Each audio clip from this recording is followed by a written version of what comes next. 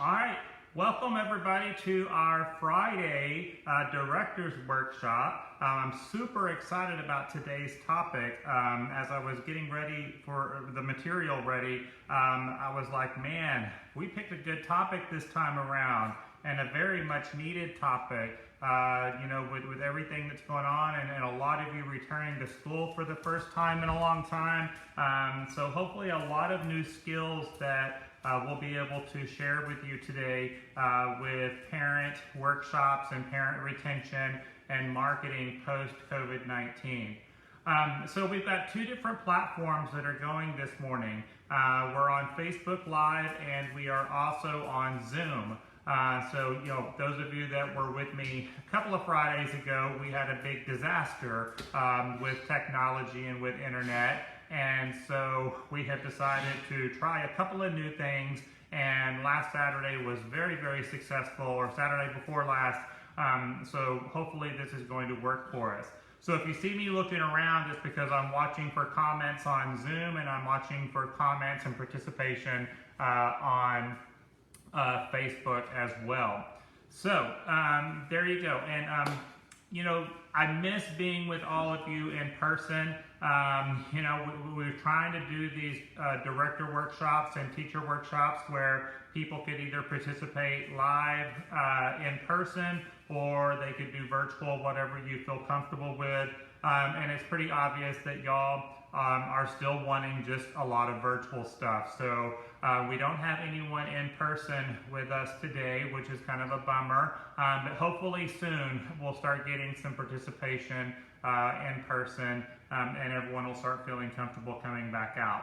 Now, those of you that are virtual, the assumption is that you're actually sitting in the classroom with me, just like many of you have attended our director weekend mini conferences at a hotel, or you've attended our director credential workshops, and you're actually in the classroom present with me. That way you're not doing other things, you're not distracted by other things going on, children or staff. The assumption here is that you're actually with me. Hopefully you can stay with me for the 3 hours this morning, but I understand you've got things going on too. All right.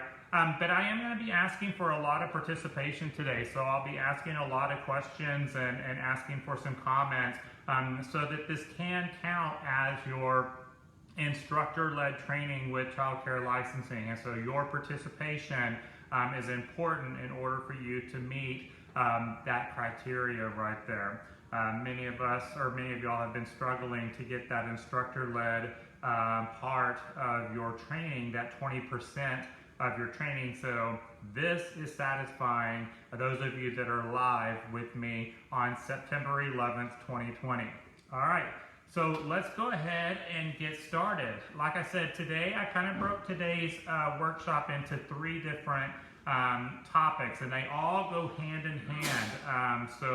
Like I said, I'm super excited about this right here, but we're going to talk about planning and conducting parent workshops, which has been very, very popular, before the pandemic, and even, moving after pandemic. Our parents are really, really looking to us to educate them and to help them. So we'll talk about parent workshops and planning and conducting those. And then we're going to take that and move it into parent retention. We just did some research this week, and the average program is down about 35% with enrollment compared to February of this year. So some people are down a little bit more, some people are doing a little bit better.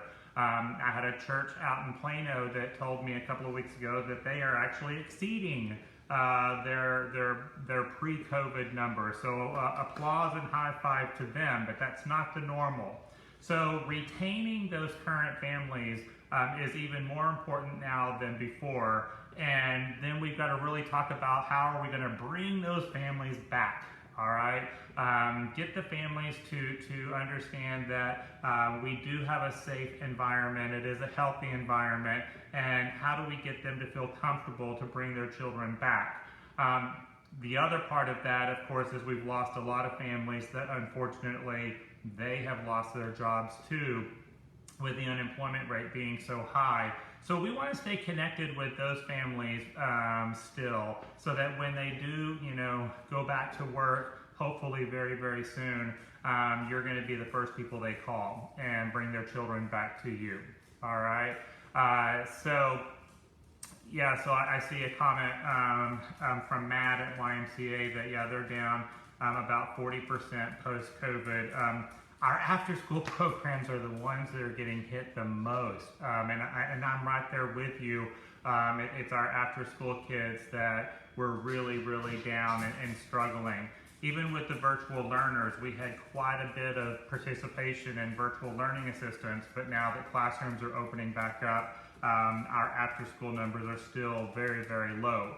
And I'm going to contribute that to a lot of parents are working at home, and they can get their job done while the kids are at school, and so they really have no need for the after-school program when they're just sitting at home, is what I'm finding right there. And then we're going to take the knowledge of planning and conducting parent workshops, and then parent retention, and we're going to talk about some new marketing strategies post-COVID and how to get some of these families back and get new families back into your program right there. All right, so again, those of you that are on Zoom, if you've got questions or comments, you can type it into the chat screen. I'm watching that chat window. For those of you that are on Facebook Live, y'all know what to do because you're already doing it. You're putting your comments in there, and those are popping up for me to see. So, and I see a lot of you are also sharing that you're down about 50% on your enrollment right now post-COVID. So. Yeah, that's pretty critical right there. Just a side note, a little bit off topic right here, but just a suggestion if you haven't already done so, but you can go to the SBA website, the Small Business Association or Administration, I'm sorry, the SBA website, where you can find different grants that are available for small businesses with the pandemic and pandemic relief. Sign up for email notifications. Whenever you go, you can go to the bottom of the screen and you can sign up for email notifications on different grants that are available for small businesses, both for-profit and non-profit. And I'll share that link on Facebook after we're done later on in a couple of hours.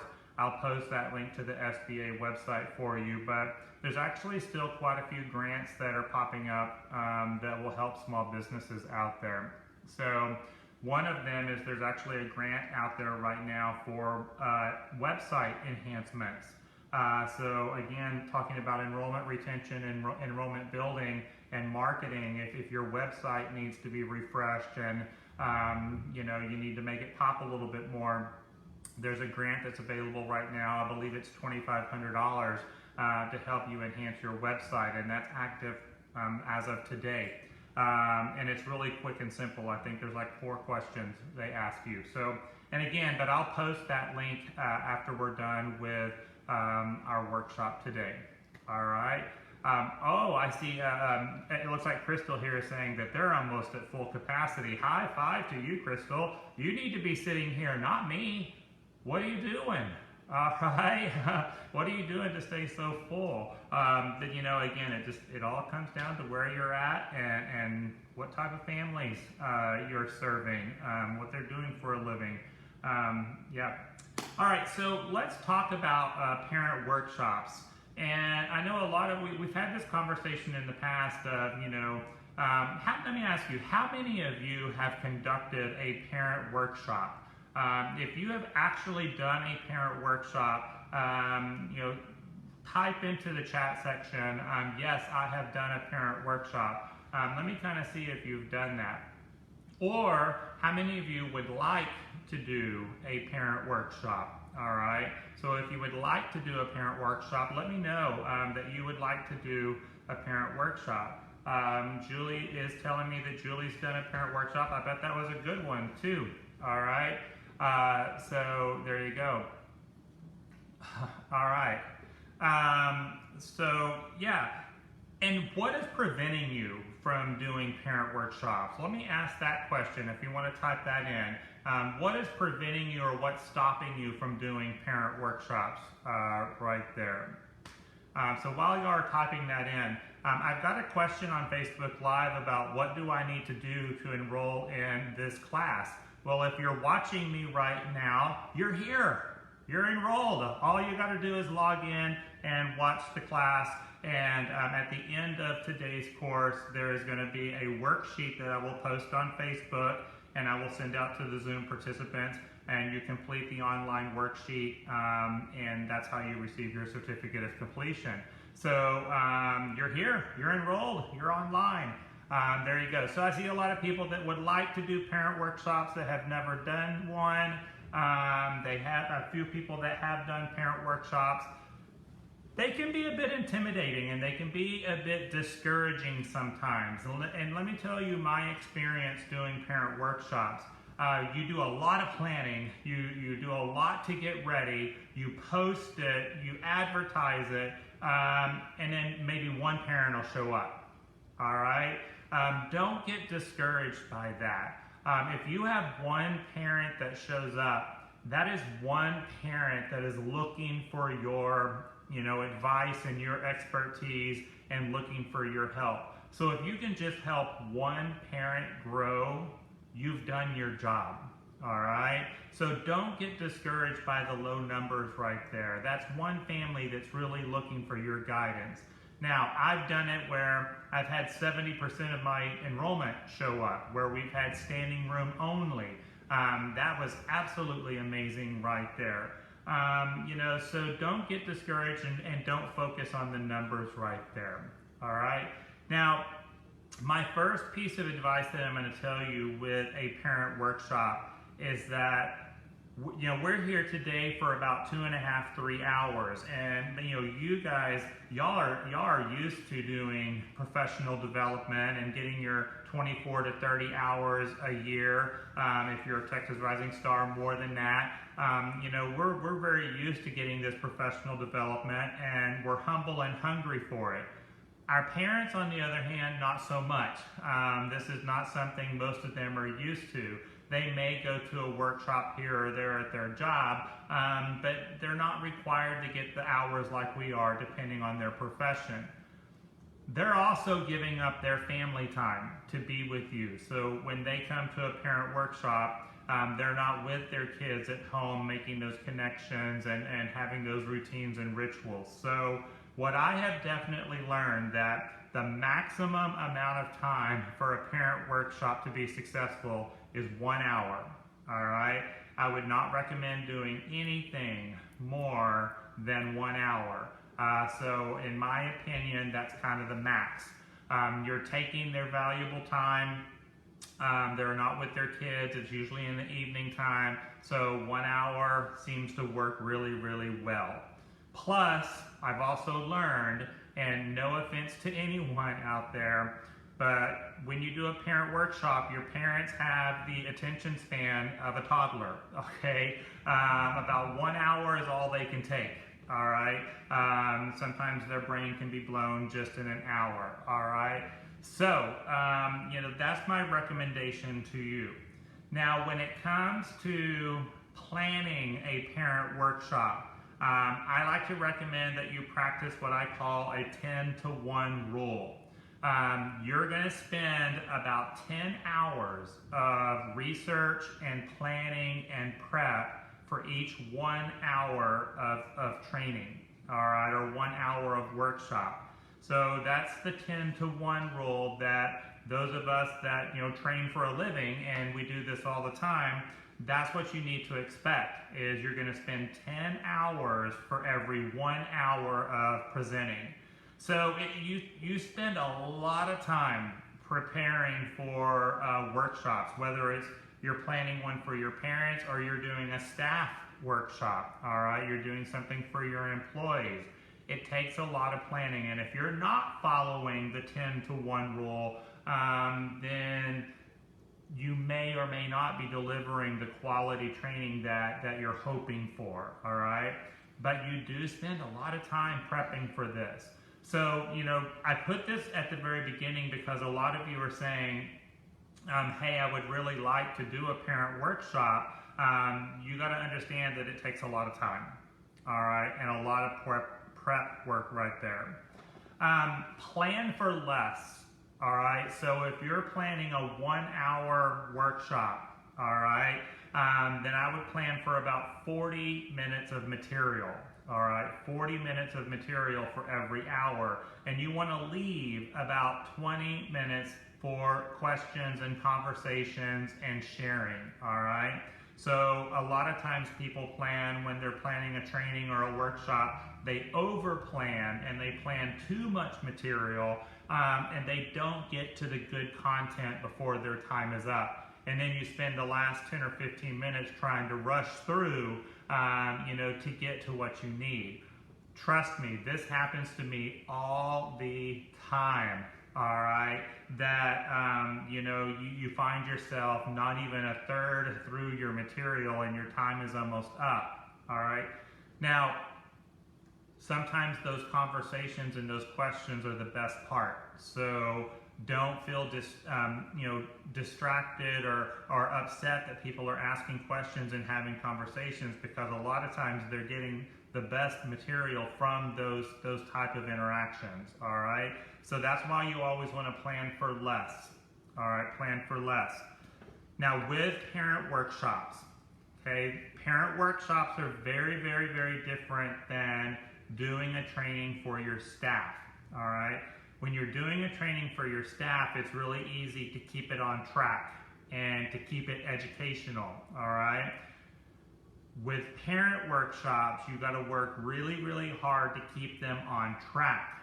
And you don't want a parent to take your workshop and steer it into issues that you're having in the classroom or issues that you're having with a particular teacher, or what are you going to do about that kid in the 2-year-old room that keeps biting everybody, all right? And when are you going to change this policy, all right? So whatever your topic is, you want to keep them on topic, and you have to be strong enough to say, hey, I will be more than happy to schedule some time to have a conversation with you one-on-one. Tonight, we're here to talk about whatever your topic is, all right? So before you do your parent workshop, I would role play, okay? I would find someone, whether it's an assistant director or one of your lead teachers or a board member at your church or someone, and say, hey, I'm conducting this parent workshop. I want you to play the parent who wants to cause trouble and take this into issues at the school instead of the training that we're talking about, and do some role playing on how you're going to keep them on track, okay? Because I have definitely found that you have a lot of parents that they like an audience to address their issues, okay? And when you do a parent workshop, they've got a fantastic audience for them to start bringing up their issues with your school, all right? So you got to be ready for that, and you got to be ready to say, we're not going there tonight, all right? This is what we came for. This is what we're going to continue to talk about, okay? Now, just like being in the classroom with a group of 3-year-olds and 4-year-olds, just like doing a training for your staff, if you keep them engaged and you keep them interested in your topic, then you're less likely to have that parent take it down a dark path. All right? So there you go. Now I told you, plan for less. So, do 40 minutes of material for every 60 minutes of training. But I am also going to tell you to plan for more. All right? Because sometimes you run into a situation where your participants sit here like this, and they don't say a word, and they don't ask a question, and they don't share, and next thing you know, you've gotten through every bit of your material in 20 minutes, all right? Or, especially if it's your first time doing this, you might talk really, really fast and get through your material very quickly because you're anxious and excited, and you zoomed right through it. All right. So have a backup plan. All right. Have a little bit of material that's going to sit over here to the side that if I need it, I've got it, and it's relevant to the conversation we're having during this workshop. But if I don't need it, no one's going to miss anything. All right. So have a backup plan right over here. Now, that kind of moves me into my next piece of advice when doing a presentation and doing a parent workshop. Breathe. Okay? You've got to practice breathing whenever you're presenting to your participants. Take your time and slow down. All right? And I even catch myself doing this sometimes, that I'll start talking super fast for whatever reason. I'm anxious about something, all right? And it might be because there's one particular person in the group that I'm anxious about, that one person, all right?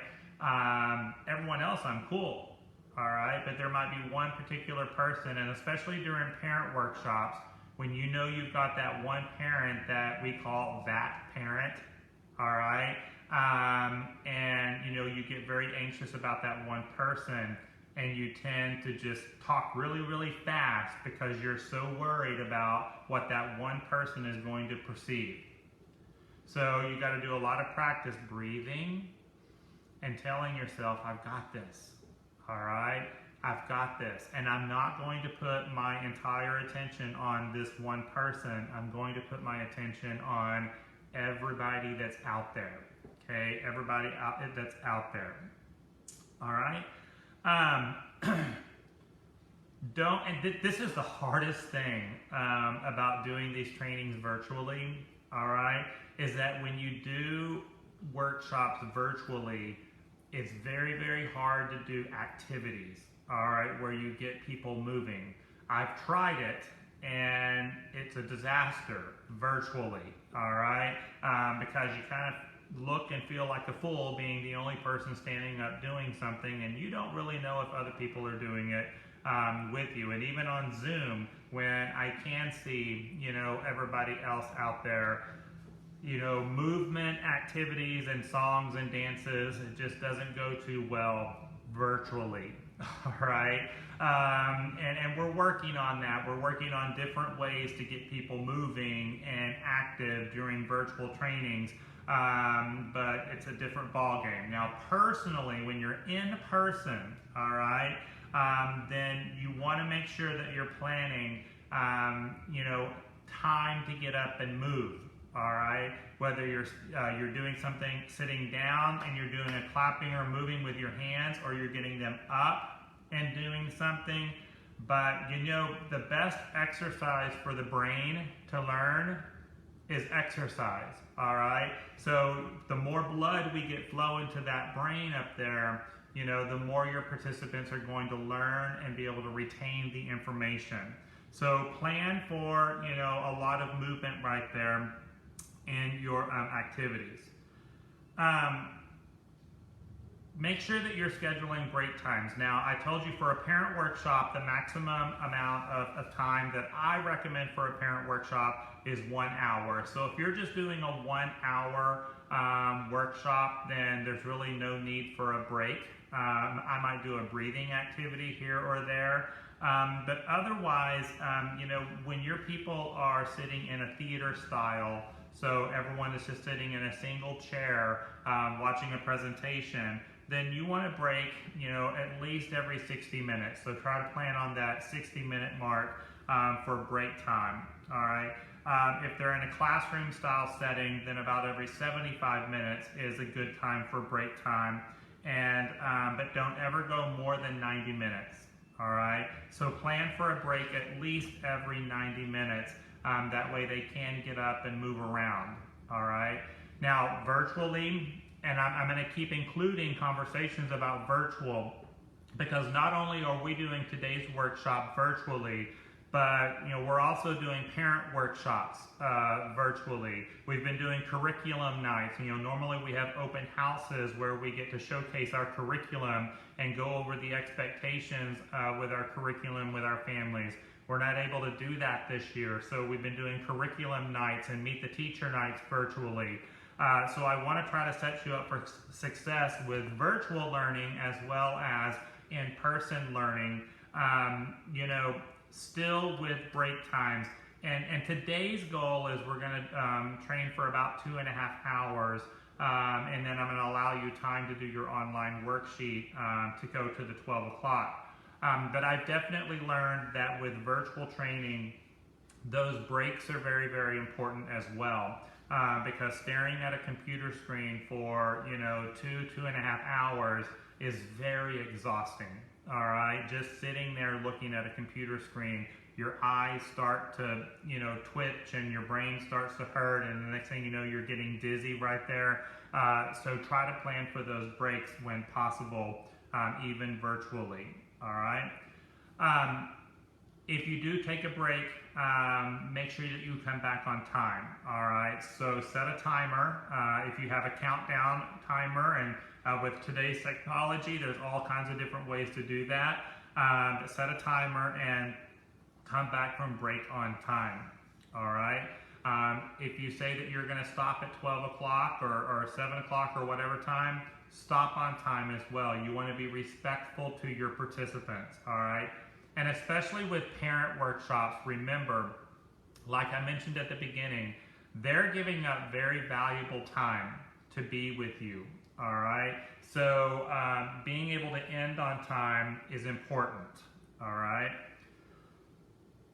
With that being said, you need to plan time to stick around, all right? So if, say, you're gonna do a parent workshop from 6:30 to 7:30, don't plan to walk out the door at 7:30, all right? So you tell your spouse or you tell your family, hey, I'll be home at 7:35 or whatever. You need to be, plan at least 20 to 30 minutes to stick around after.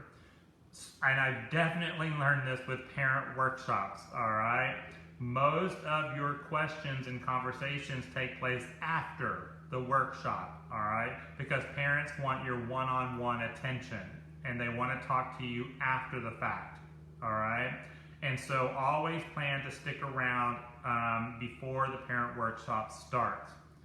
Also, plan to be there early, all right? So if you're going to say we're going to do a parent workshop at 6:30, you need to plan to be in the space where you're going to be doing your workshop, probably about 30 minutes ahead of time, so that you can start interacting and connecting and having conversation with your participants before they arrive, okay?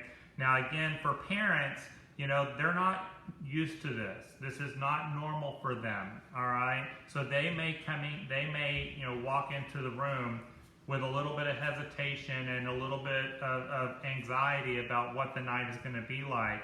You having that conversation with them is going to put them at ease and get them excited about being there, all right? And make sure you let them know how excited you are that you are there, okay?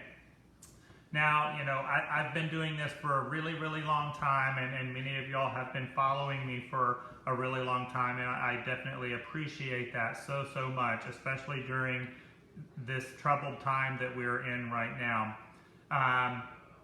Don't try to wing it, all right? Have an outline of what you're going to say in the order that you're going to say it, all right? Have an outline that what you're going to talk about in the order that you're going to talk about. And I even like to have times, all right? That this is the topic I'm going to talk about from this time to this time, all right? And on and on and on. So, again, I've got, here's my outline for today right here, ready to go, all right? So always be ready right there, because otherwise you say, oh, I got this. I can talk an hour on biting in a 2-year-old classroom. I don't need no outline to talk about biting for an hour. And then you get in there and you're like, yeah. So the outline is important, all right, right there.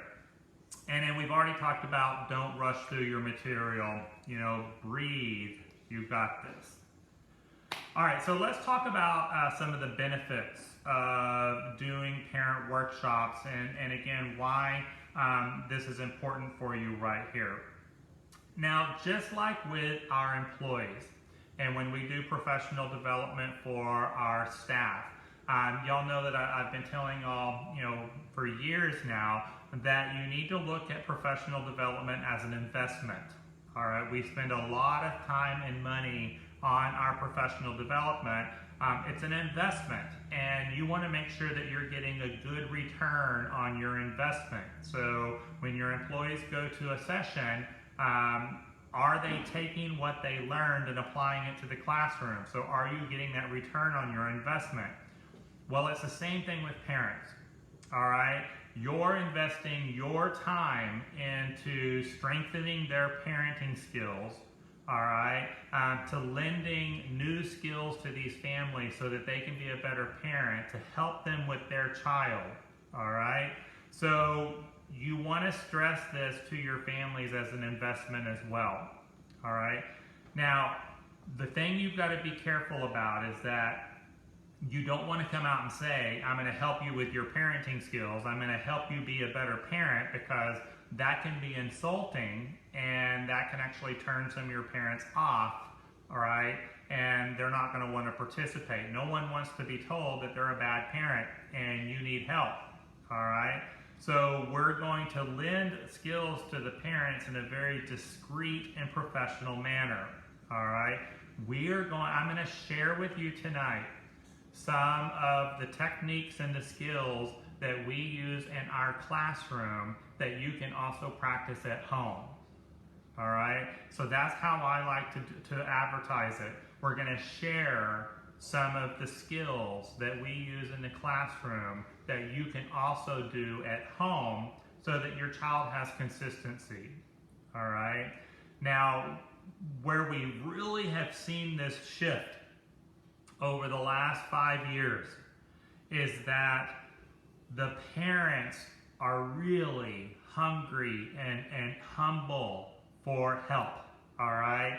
They are thirsty for help with their kids. And, a lot of our families are doing the best they can with what they've got. And they're trying to be a fantastic parent while also juggling all of these things that are going on in their life, their job, their career, going back to school, their finances, they got a lot on their plate, and we're trying to be a quality parent at the same time.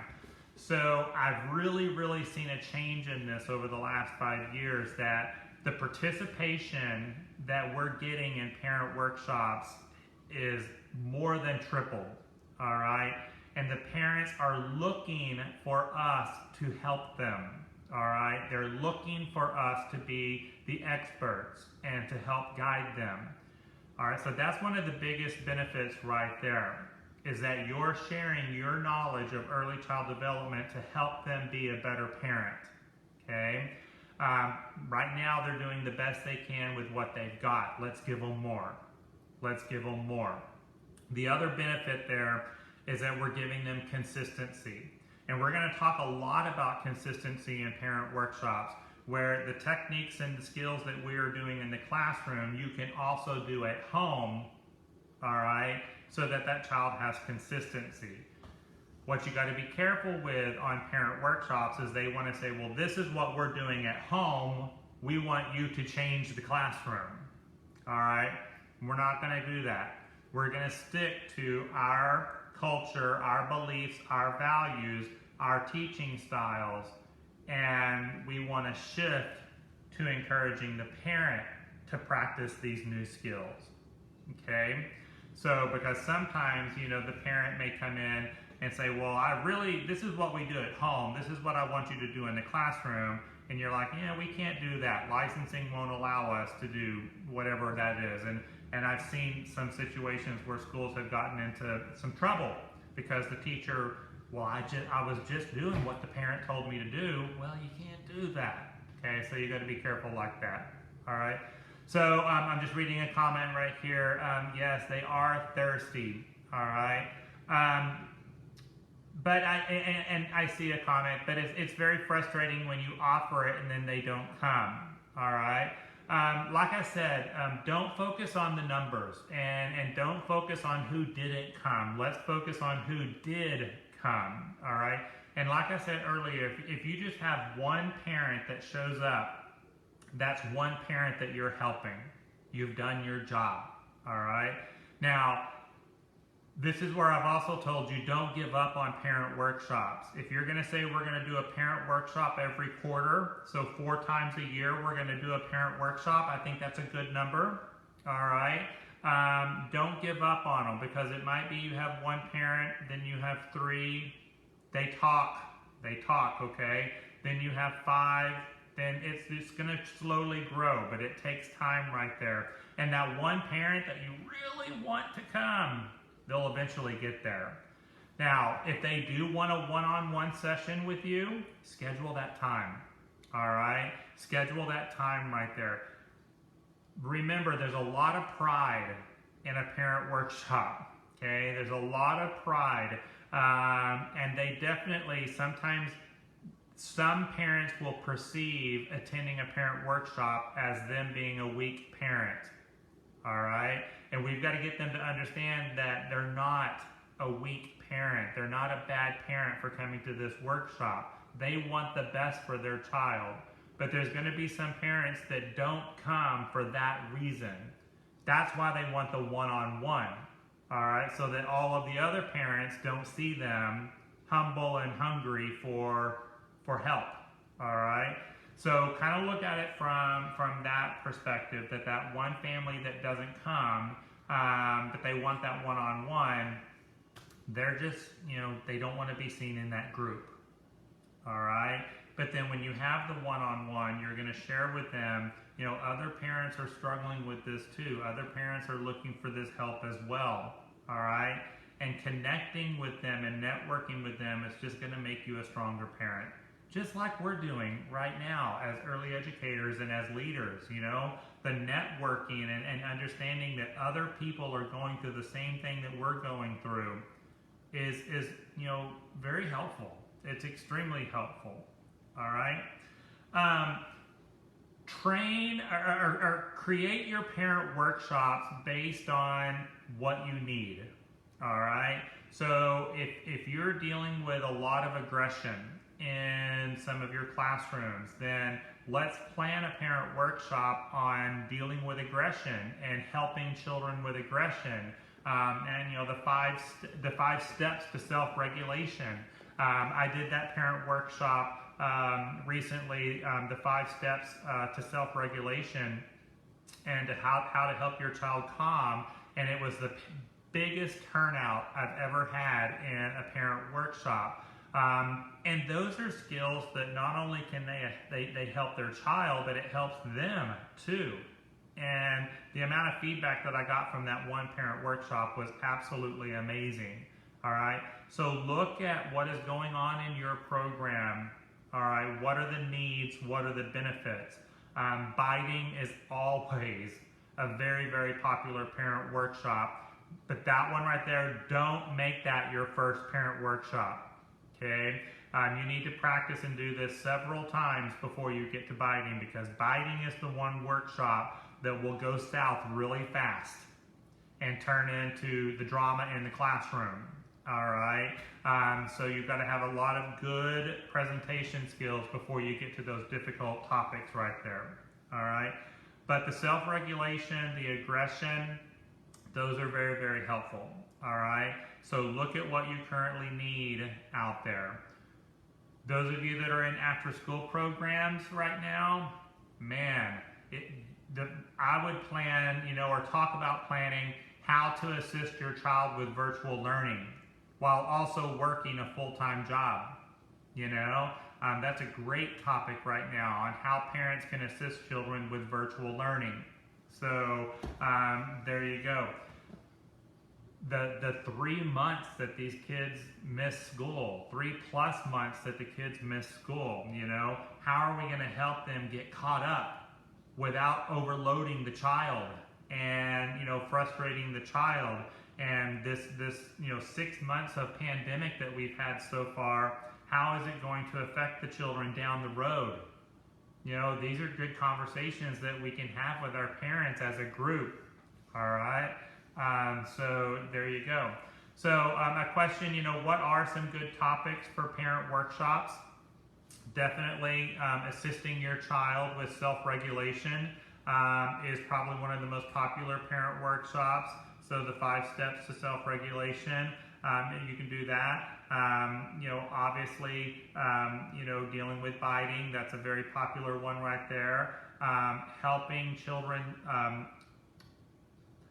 helping parents understand what is developmentally appropriate for their child's particular age.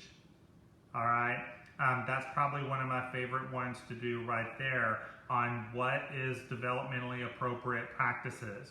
Another one of my favorite parent workshops that I love doing is the power of play and why play is so important for children 0 to 6 and what are the benefits of play and why we play so much. All right, brain development. All right, connections and relationships. Okay, anything that you can do based on connections and relationships, that's a wonderful one for parents. Another one of my favorite parent workshops is the importance of rituals and routines.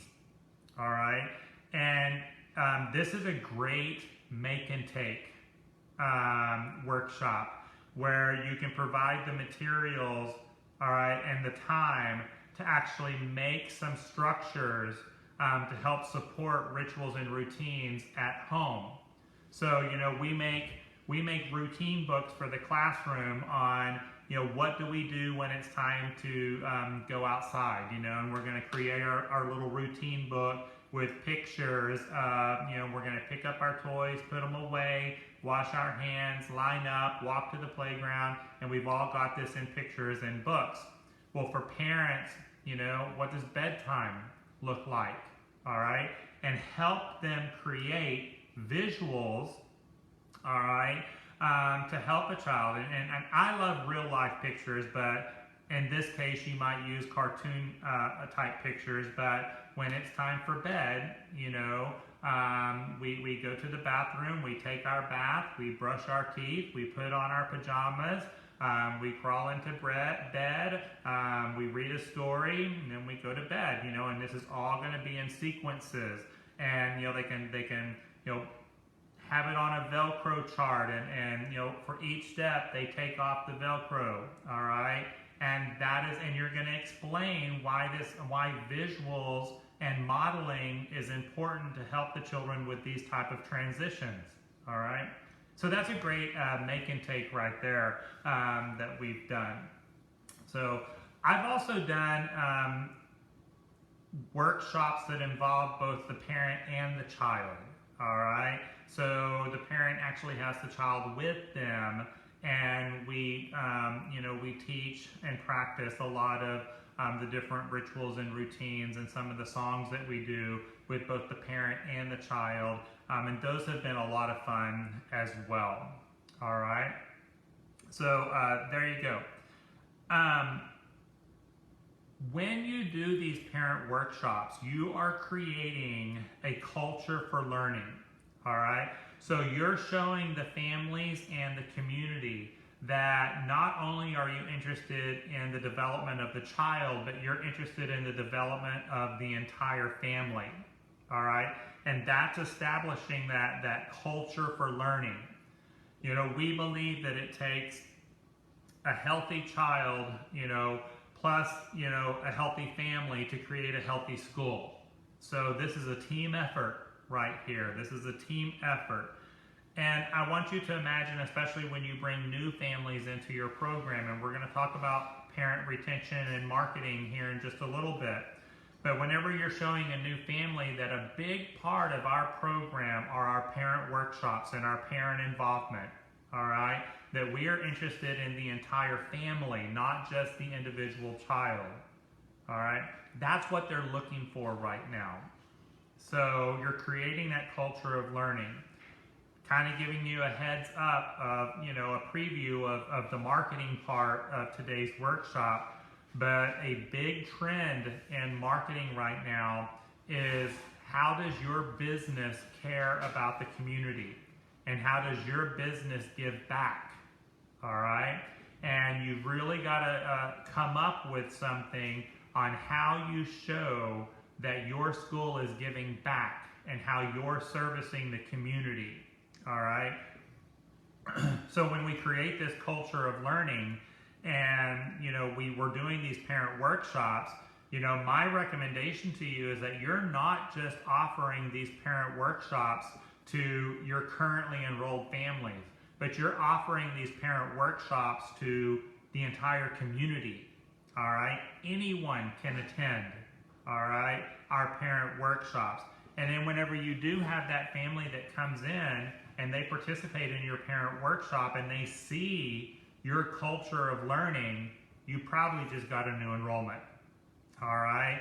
And even if you didn't get that enrollment, that parent that did attend your parent workshop, she's going to go to Starbucks or she's going to go to Pilates and she's going to talk about this amazing parent workshop she attended at your school, and she's going to start spreading that culture of learning out into the community.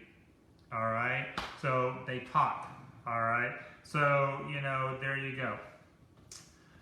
Get everybody on board. All right, so it's not just you, the leader, that's talking about the parent workshops, but your teachers too. Your teachers can get excited about this, and talk to the parents about the parent workshop, but you want to make sure that everybody is on board, okay? If you don't feel comfortable doing a parent workshop just yet, all right, then call on someone else to come out and do this, all right?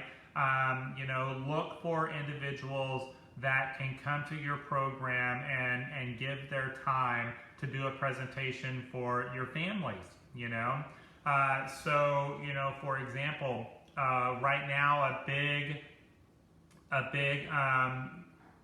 topic of conversation right now is sanitizing and disinfecting and proper hand washing, all right? Well, if we can invite a nurse or a disinfecting specialist to do a parent workshop on, the importance of sanitizing and disinfecting and the importance of hand washing, that way it's not just coming from you, but it's coming from an expert in that field. There's going to be a lot of value right there.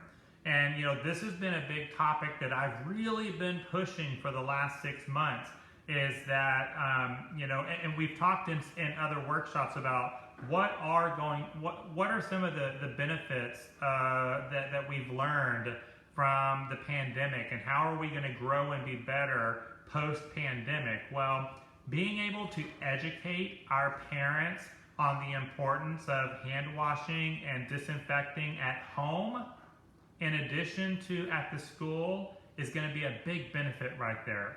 Because I can guarantee you that prior to the pandemic, a very large percentage of our families were not disinfecting their homes, and they were not practicing proper hand washing at home. All right? Now, they're probably doing a lot better now, okay? But that is a great opportunity for us to share that expertise and create that healthy environment at home, all right? But if you can't do it, find someone in your community that can. So a nurse, Greg, the chemical guy, that is one of our sponsors right there. Greg actually does a fantastic presentation on sanitizing and disinfecting and the importance of hand washing. Invite Greg to do a parent workshop for you. When it's dental hygiene week, a very popular thing we do is to invite the dentist to come and speak to the classroom. Well, that's a great parent workshop as well, all right? But proper dental hygiene and oral care that they can talk to your parents. The firemen, inviting firemen to come out to do a parent workshop on creating a safe home and fire safety at home. So it doesn't have to necessarily be you all the time, all right? Look for the experts to come in and do some things for you as well, okay? Now, when you do a parent workshop, if you've got the space and you've got the equipment, I strongly recommend that you have adult-sized furniture for them to sit in, all right? That they are participating in your parent workshop in a real adult-sized chair that is comfortable for them to sit in. A lot of times we've asked parents, hey, why don't you come to the parent workshop? Well, I just can't sit in those little bitty chairs, all right? Because we want to take the parents to the preschool classroom and have them sit, in this, 6-inch chair. That might be very uncomfortable, for adults. This is the same for your staff, by the way, too. You want a quality training event for your staff. Have adult-sized furniture for them, okay?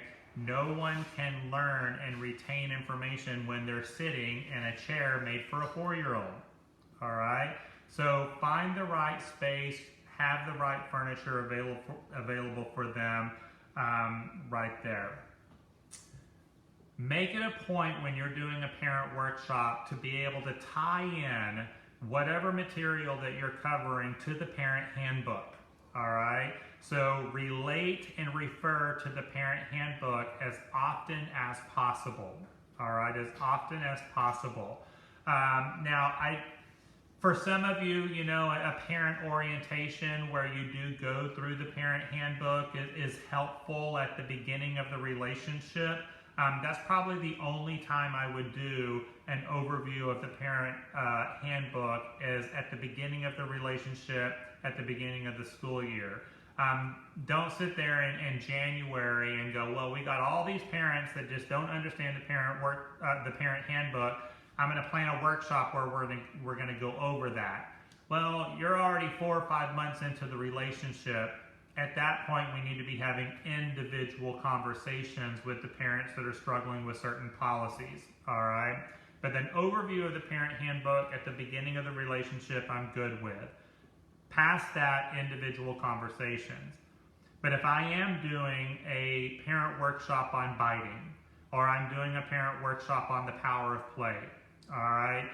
Or a parent workshop on hand washing and disinfecting practices. And if I can tie that into and refer to different policies in your parent handbook, that's very helpful, okay? So do that as much as possible. Once you get comfortable doing parent workshops, keep it ongoing. So I have found that 1 a quarter works really well, all right? We've tried it where we've done a parent workshop once a month. That's hard for you because remember at the very beginning of today's conversation, I told you need to plan 10 hours of prep time for every 1 hour of presenting, all right? So you are giving up 11 hours of your time for every 1 hour of a workshop. So if you're trying to do a parent workshop once a month, that's going to take a lot of your time, okay? And you all know being leaders of early education and after-school programs, your time is very, very valuable, all right? So I have found 1 a quarter is good for you. It's good for your families, all right? That's a good consistent plan right there, all right? Just a suggestion from someone on Zoom is that, they have parents bring their own chairs. They may not have enough adult-sized furniture for everyone to sit in. So I've actually I've been to presentations where I've been the invited speaker where parents brought in lawn chairs or the camping chairs that fold up, and they brought in their own chair from home so that they would have something comfortable to sit in. If you don't have, the adult-sized furniture, I think that's a fantastic idea. A lot of people have, the camping chairs that fold up. That's really easy to throw in the trunk of the car and bring with you right there. All right? Very good. And the other suggestion on Zoom is that they use the playground area for their space. If you do have an outdoor environment that is quiet and free of distractions, I think that is a fabulous place to not only do parent workshops, but your teacher workshops too. There is a big difference in how we learn inside versus outside. All right, it's really, really spectacular right there. And especially if you are doing a parent workshop on the importance of physical activity. All right, not only in the classroom but at home. When you're out up there on the playground in that open area, you've got a lot more opportunity to practice some of the physical activity that you're going to recommend. All right. Yeah, drive-in parent workshops. Yeah, there you go. We're doing drive-in church services right now. Drive-in testing, COVID testing. Why not do a parent workshop as a drive-in too? I love it. So at least you're getting to see their actual face and not on a computer screen. It's just all the way out there in the car. Good stuff. Oh, we were talking about good topics for parent workshops. With our new minimum standards that are coming out later this year, the new expectations on physical activity here in Texas, that would be a great parent workshop to introduce the parents to the new expectations from the state on physical activity and the importance of physical activity, and in what they can do at home. I think that's fantastic. All right. So if you go to the USDA website, USDA, and I believe it's USDA.gov off the top of my head, but if you go to their website, they actually have incredible resources for free on physical activity with young children, both in the classroom and things that you can recommend at home. So there's some amazing, amazing stuff out on their website to help you out with that. All right. Don't forget to measure your results. So ask your parents for feedback. When you do a parent workshop, ask them for that feedback. All right. And then take the feedback. Don't take it personally. All right. Follow the Q-tip method. Quit taking it personally. And get their feedback and then adapt your next training based on that. All right, but you want to make sure that you're always measuring the quality right there. Okay. I would make sure that when you're doing your parent workshops that you schedule a variety of different topics. So don't always make every parent workshop about behavior. All right. Don't make every single parent workshop about curriculum. All right. But keep a good variety out there of the physical activity, the nutrition, and then throw in the power play, throw in some aggression every once in a while. But you want to keep a good variety out there. Yes. Another Facebook Live comment is the CDC has great resources for developmental milestones. Yes, they do. There's some really, really great resources out there. 0 to 3 has great resources when it comes to developmental milestones and what is developmentally appropriate for young children. So use some of these resources that you've got available. Pardon me. This book right here, I know I've shared this book with y'all in different workshops, but the Caring for Our Children, which is the National Health and Safety Performance Standard Guidelines for Early Care and Education Programs. This is a wonderful resource for a lot of these topics that we're talking about as well. And I posted that on Facebook. It's been a month or two ago, so if you scroll way back on the wall, you can find that right there. Oh, Stephanie is saying potty training is another very popular. How did I forget that one? Holy cow. That's probably in the top 5 of parent topics right there, especially when we talk about the importance of consistency, all right? That we want the parents doing the same thing at home that we're doing in our programs to keep them consistent, all right? Keep it interesting too. So remember, 77% of communication is body language. So when you're doing a presentation, you need to be very aware and very conscious of your body language. And if you're just standing there talking like this, or you're just reading, people aren't going to enjoy that. So you got to be very animated and excited, and your body has to tell the story. All right, your body has to do the presentation. So you want to keep that interesting. But I'll tell you, that comes from practice. That comes from practice right there. Quote experts, all right, as often as you can. So parents need to know that you're not just making this stuff up and throwing it out there to them. So as often as possible that you can quote an expert and give a name or give a resource, that is always very valuable to you right there.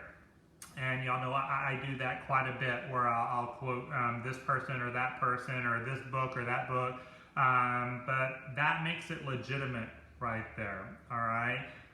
So there you go. Y'all have a lot of vendors. I've already talked about, using Greg, the chemical guy. He's a great resource for disinfecting and hand washing. But think about some of your other vendors that you have out there that may be willing to share their time with a parent workshop. A lot of you do Stretch and Grow or Amazing Athletes or Soccer Shots, and the list goes on and on of these ancillary programs that you may have in your program that are servicing the children and their needs, that say, hey, can you do a 1-hour presentation for the families? All right, that's just going to help their business. All right, but again, that's going to instill that culture of learning. I've had very, very good success, especially with our friends at Stretch and Grow. They will come out and do parent workshops for you as long as you're using their services. But again, it doesn't always have to be you. You can use a lot of your resources out there as well. All right, so just a couple of characteristics of adult learners that I wanted to share with you right here. Adults like to learn in their desired place that they feel comfortable in. And so, your school is an environment that they feel comfortable in. So that's a good place to do a parent workshop. Otherwise, commonly used areas like hotels, banquet rooms and meeting rooms in hotels that are kind of neutral places, is great for adult learning. People don't like to learn in an environment that may be perceived as a competitor or, somewhere where they feel like they're going to be sold or recruited on something. All right. So they like to learn in places that they feel comfortable in. They're comfortable with your program. I just recommend, again, making sure that you've got that adult size furniture right there. All right. They like it. Adults want to be connected with the presenter. So if they can have some type of connection or relationship with the presenter, they're going to learn more. They need to know that you live in this world too. All right, that you live and breathe this world.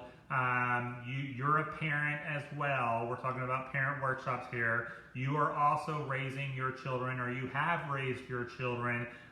They need to know that there is a connection. There's that real life experience with whatever it is that you're presenting right there. Okay. Adults are very goal driven. Okay, so you got to kind of lay it out there, what we're going to learn today, what we're going to learn tonight, and what the outcome is going to be. So set some goals for them. All right.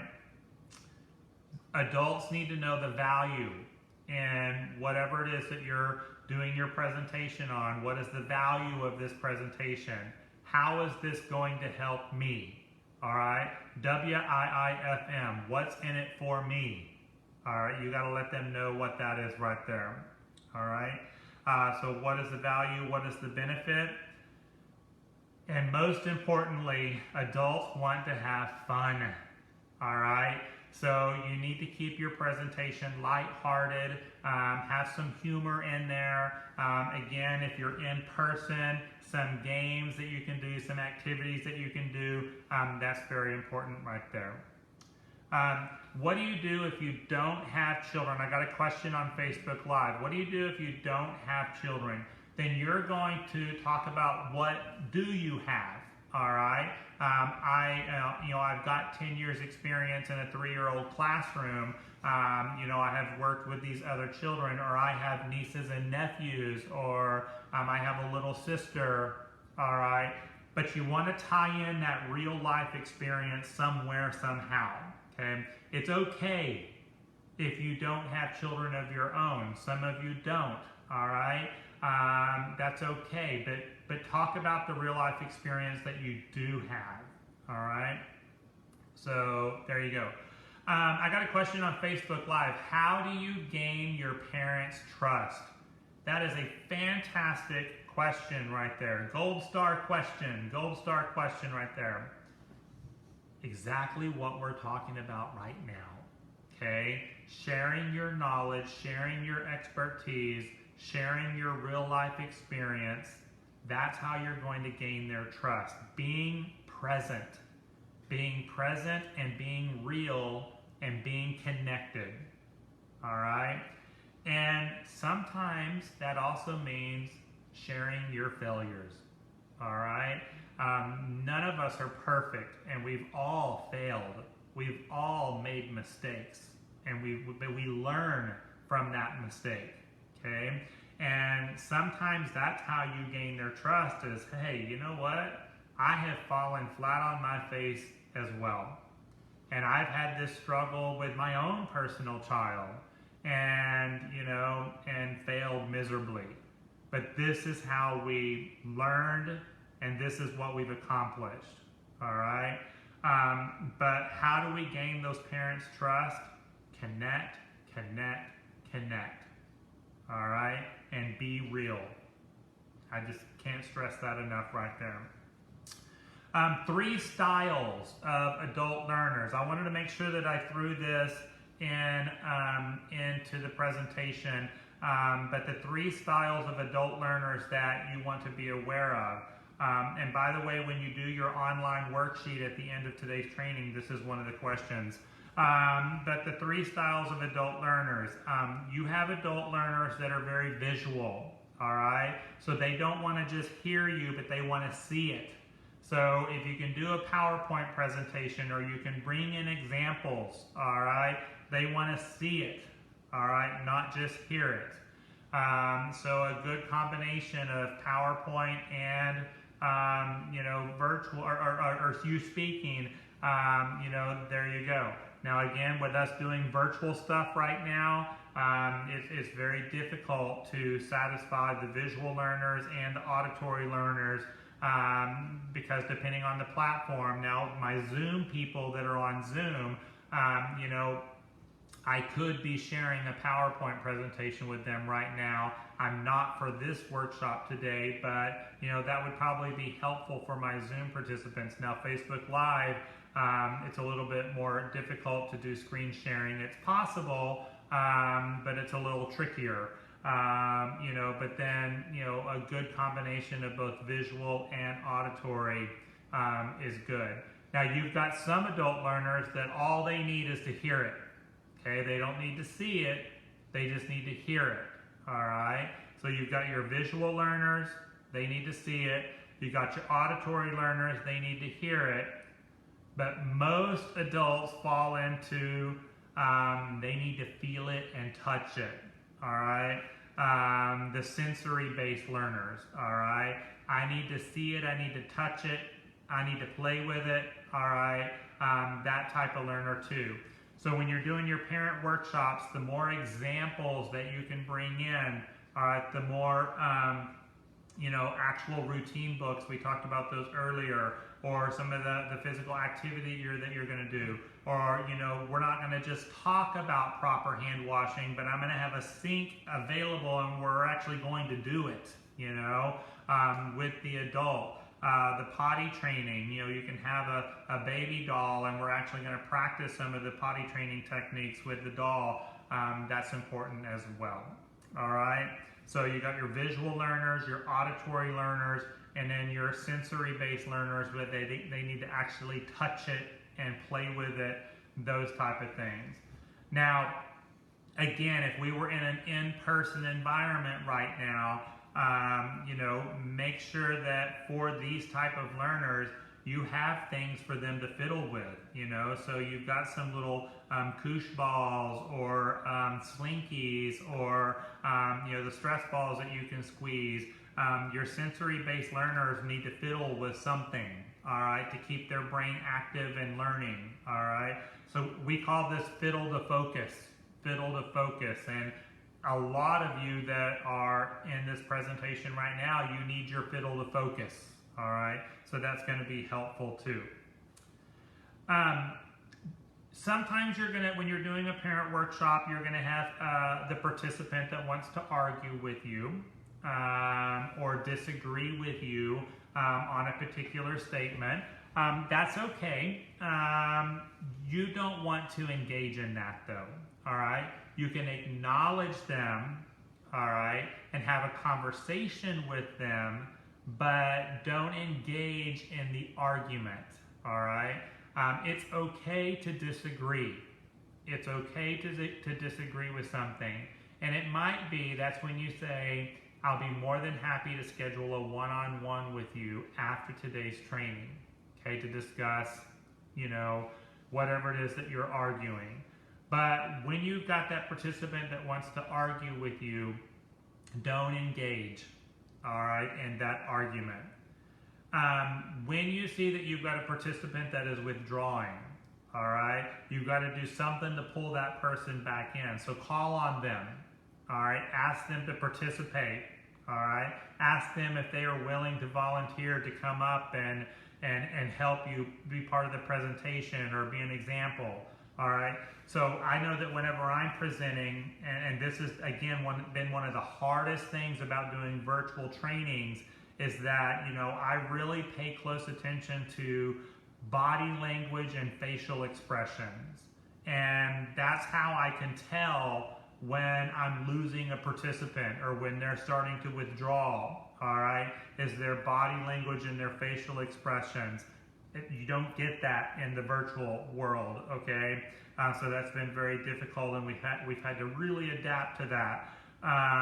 But when you see that you've got that parent that's starting to withdraw, you got to pull them back in right there. I also use body language and facial expression when I'm getting too deep and I'm creating too much thought, all right? I was actually 2 weeks ago, or was it last week, 2 weeks ago, had my Director Credential 2.0 class, my advanced course, and we got into some deep conversation, and I did actually have 6 real life people in person. I was so happy. I had real life people in my class, and then I also had virtual people that we were talking about a particular topic, and I could literally see their brain in overload, motion during the conversation, and that was a big cue that we probably needed to take it a step back, because they get to a point where they're no longer focusing on the material that you're presenting. They're starting to problem solve and reflect on their real life world because of something that you've said or something that you've presented, and they're more focused on that inner speech than they are on you. And you pick up on that with their body language and their facial expressions. So, and I'll tell you, with parent workshops, sometimes you dig deep into their heart, all right? So you need to be very aware of this, all right? So I'm just looking at some of the comments, yep. Sometimes you may have that parent that gets very aggressive with some of the material, and this is usually a defense mechanism. They're trying to defend themselves, or they're starting to feel guilty about something that you're presenting. So again, if you have that participant, don't engage. That's when you need to stop and do a calming activity. So do a breathing activity so that you can calm not only the aggressive participant, but you're going to need to calm yourself and everybody else that's in the presentation as well, all right? Complainers, All right, sometimes you're going to have participants that just want to sit there and complain for the entire presentation. This is again someone that we got to engage them. Okay, we've got to engage them, and you have to practice the skill of pivoting. All right, pivoting those negative comments into solutions. Okay, so you've got that. A big common trend with adult learners is that sometimes when people sit in workshops, they don't realize that if they turn and have a conversation with the person next to them, that we can all hear you, all right? And you're not in a bubble, and that can be very distracting to the people that are around them, but it can also be very distracting to you, the presenter. So when you've got the talkers, you know, what I have found is I will just walk over and stand next to them. I'll continue with my presentation, but I'll just walk over to the people that are having their own conversation and just stand next to them. Don't call them out, all right, unless you absolutely have to. But I have found just standing next to them, they'll stop their conversation and focus back on you, all right? You're going to have participants in your parent workshops that want to take over the workshop, all right? They want to be the presenter, okay? They want to make a comment about everything. You're going to definitely you're going to have these people, and you're going to learn who they are really, really fast, okay? So this is where, again, the skill of engagement, giving them a limited amount of time, all right? And being able to find that moment where there's a pause that you can jump in and steer the training back in the direction it needs to go in. All right. I got a question about going back to research and prepping for a presentation. What resource do you feel is the best? Depending on the topic. All right. Depending on the topic. You know, there's a lot of great resources that I use to help plan for workshops. Obviously, the Caring for Our Children book is a wonderful resource right now.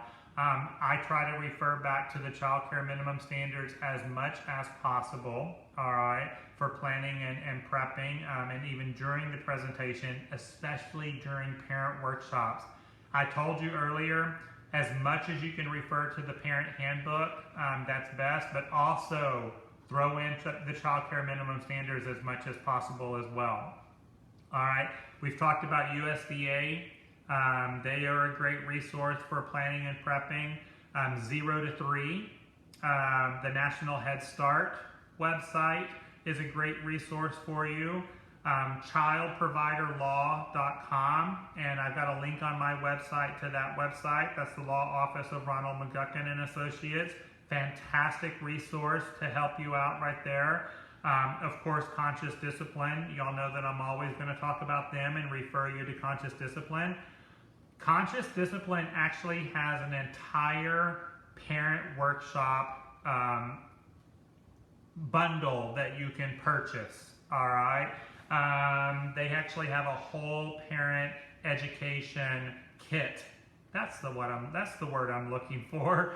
And it's really, really fantastic. So go to consciousdiscipline.com and they've got an entire kit for doing parent workshops that is available. So it's good. Oh, thank you, Stephanie. She refers to Tim the trainer a lot right there too. So there you go, just some resources that you got. Now, I'm glad that you brought that up too about good research and prepping and planning for presentations. Of course, going onto the internet and searching for whatever topic that you're doing, you're going to pull up thousands of different articles and websites. Be very mindful of the websites that you're pulling up and the material that's being presented, all right? Just because it's on the internet does not make it accurate, all right? And just because it's on the internet does not make it helpful. So when you're doing a Google search, be very mindful of that right there, okay?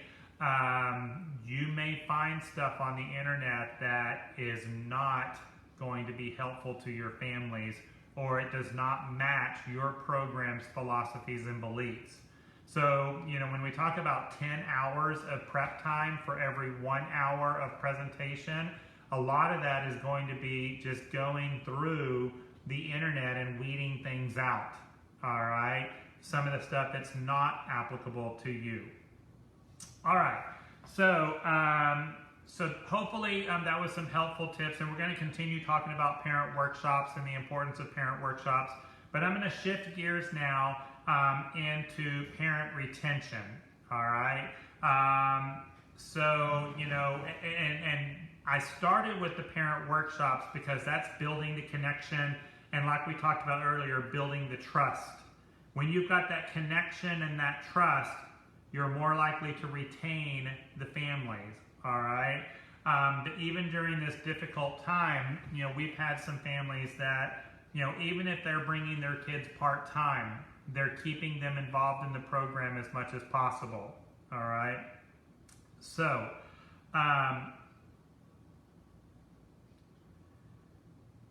about 20% of early education and after-school programs lose, their enrollment just simply because they haven't established a relationship with that parent. And one characteristic that we know of this generation, all right, the generation of parents that we're serving right now, is they have to feel connected. They have to feel like they're part of something. And if you've lost that connection or you've never established that connection, you're probably going to lose them, all right? They're going to go somewhere that they do feel connected. So, I've actually, over the last 5 years, completely rewrote job descriptions for directors and administrators based on this characteristic. That, especially the director of the program, a huge part of your job is to stay engaged and stay connected with your families, all right? That's probably like the number one thing on the job description, right up there with health, safety, and compliance, all right? Because if they don't feel connected, they're going to leave you, all right? So you've got to be out there and present, not sitting behind your desk, okay? You got to be out there and present and building that connection, all right? Here are some of the numbers when, and this was prior to pandemic, okay? So prior to pandemic, here are some numbers for you. 68% of parents in early education and after-school programs, 68% leave because they're unhappy with the service that they're receiving, all right? So they're unhappy with the service. 14% leave because they're unhappy with the quality of care or the education. 14% because of quality of care or education. 9% of our families leave us just to go to a competitor. So a new place opened up down the street that's all shiny and fancy. You're only losing 9%, okay, to that competitor. 14% because of quality or curriculum. 68% of your families leave you because of the service, okay? 68% of your families leave you because they don't feel connected. I share this with you because a lot of times people think the reason why parents leave us is because of quality of care or education. That's only 14%. So I share this with you because I want you to understand how important those relationships are when it comes to parent retention. Now, for the last 6 months during the pandemic, I've really been talking a lot to y'all about, we have lost a lot of our families. We shared at the beginning of today's workshop, the number of families that we've lost during the pandemic, all right? Stay connected. stay connected with them, all right, through social media, so Facebook, Instagram. Stay connected with what's going on in the classroom, some things that you're doing in the classroom, just little messages to them. Emails, still send those weekly emails of what we're doing in the classroom, your lesson plans, your what we did today's, upcoming events. Pick up the phone, all right? Schedule time to reach out to 5 to 10 of those parents that you lost during the pandemic, that you're just giving them a simple phone call and saying, how's it going? We're thinking about you, all right? But stay connected with those people. So that way when they do get jobs again, when they do feel comfortable sending their child back to group care, you're going to be the first people they call, all right? Because some families are going to look at this as an opportunity for them to make a change, all right? So stay connected right there. When I talk about parent retention, one of the first things that I always talk about is what I call closing the back door. So you do need to look at quality, you do need to look at curriculum, you do need to look at health and safety. But if we're marketing our program and we're bringing new families into the program, if they're leaving you as fast as you're bringing them in, then you're just spinning your wheels, all right? So you've got to reduce that attrition, all right? Close the back door and really focus on retention, all right? Retention, retention, retention. And you do that with connections, connections, connections. And y'all remember, I say this all the time. In the absence of communication, negativity will fill the void. So if you're not communicating with your people, they fill in the blanks with negativity, all right? And so this is really, really big with the parents, all right? Right now, you need to be having weekly conversations about how you're maintaining a healthy environment. What are you doing to maintain a healthy environment, all right? And not only what are you doing to maintain a healthy environment, but you need to be having weekly conversations with what the parents can be doing to help support your healthy environment, all right? Because again, parents have got to understand that the choices that they're making at home affect your program. And if they take a risk at home and their child is being exposed or they're being exposed and then they're coming into your program, that's placing every one of the kids and families enrolled in your program at risk, all right? So one thing we have definitely learned during this pandemic is that we are all in this together, especially your school family. And parents have definitely learned that their choices at home affect your entire program. So that's why communicate, communicate, communicate, all right? And if you do have a parent that has done something that is risky, they need to communicate that with you, all right? So, hey, we did take a trip out of town, or whatever it may be. That doesn't automatically mean that they're excluded. We're going to look at this on a case-by-case basis, but it all comes down to communication. But when we talk about reducing attrition right now, y'all, I just cannot stress this enough. Lots and lots of communication about how you're maintaining a healthy environment. If you're not having this communication, negativity is going to fill the void, all right? They're going to fill in the gap with, well, they're not maintaining a healthy program. This school is not focused on keeping my child healthy. And then when you do have a positive case of COVID, all right, they're immediately going to go to everything that you haven't done, okay? Where if you're constantly communicating with your health practices, all right, and what parents can be doing to support your health practices, when you have that positive case of COVID, people are going to go, this is an isolated case, all right? The kid could have gotten, COVID at the school, but they could have also gotten it from Walmart or the water park or the family trip or whatever, all right? And their brain is not immediately going to go to your program's not healthy, because you've done a lot of communicating on, how you're maintaining that healthy environment. And you may have noticed I said when your program has a positive case of COVID, not if. I said when, because it's coming. If you haven't already had it, it's coming. All right? So that communication is important right there. Same thing with your teachers too. Teachers, communicate.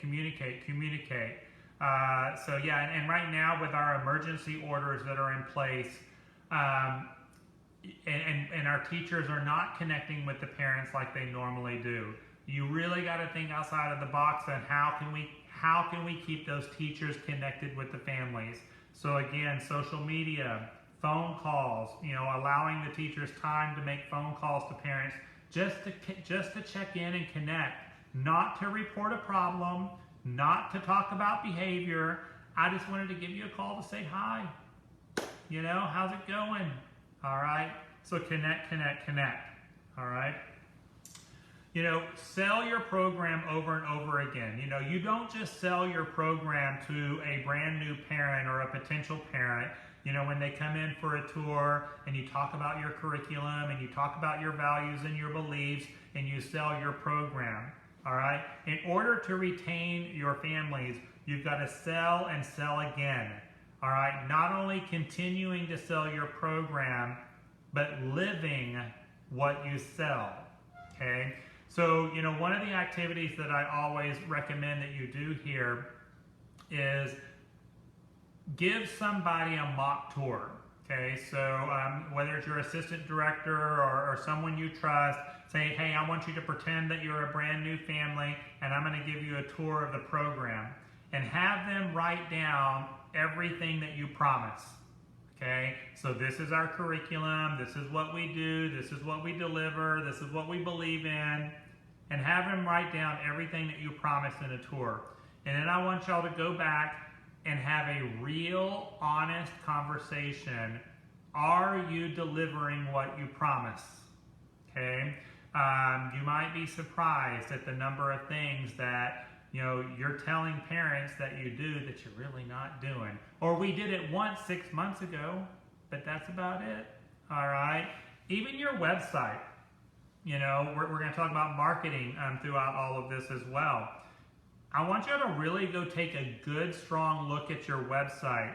And what does your website say that you believe in? All right. What are your values? And what are you promising on your website? And then are you actually delivering this? Okay. This particular generation of parents are all into this. Okay. And if you've got something out there that you're promising and you're not delivering, they're going to leave you. All right. They're going to leave you very, very fast. So sell and sell again and deliver what you promise. That's how you're going to retain your people. Okay, hold your staff accountable for this. We got to bring back the lost sheep. All right, so right now being in the pandemic, I've talked a lot about the parents that we have lost, either due to health reasons or job related reasons. I want y'all to really come up with a plan on how you're going to bring these parents back. All right, when they are ready. So whether they get another job or they feel safe bringing their child back into group care, what is your plan to get them back? All right? And don't give them up. Don't give up on them. Don't write them off. Just because they're gone now, don't write them off. But that's why I mentioned earlier, you're going to stay connected. Stay connected. All right? So come up with that plan right there, and I want y'all to really think outside of the box on how to bring back those lost sheep. The data that I normally share, before the pandemic, is that people will typically evaluate the service that they are receiving, and they will consider going somewhere else after 1 week of service, after 6 weeks of service, and after 6 months. So when you have a new family that comes into your program, you want to make sure that you mark this on your calendar. After that new family has been with you for 1 week, you need to have a conversation. How's it going? How was your first week? Are there any questions that I can answer for you? After that family's been with you for 6 weeks, okay? Hey mom, do you have about 5 minutes? Come into my office. How's it going? You've been here for a month and a half now. Are we meeting your expectations? Is there anything that we told you about on the tour that we haven't delivered or you haven't seen? All right? Create that open line of communication. And after 6 months, same thing. I just wanted to touch base. It's been half a year. You've been with us for a half a year already. How's it going? Is there anything we can improve on? Is there any feedback that you can offer us? But 1 week, 6 weeks, 6 months. All right? Now, bringing back the lost sheep.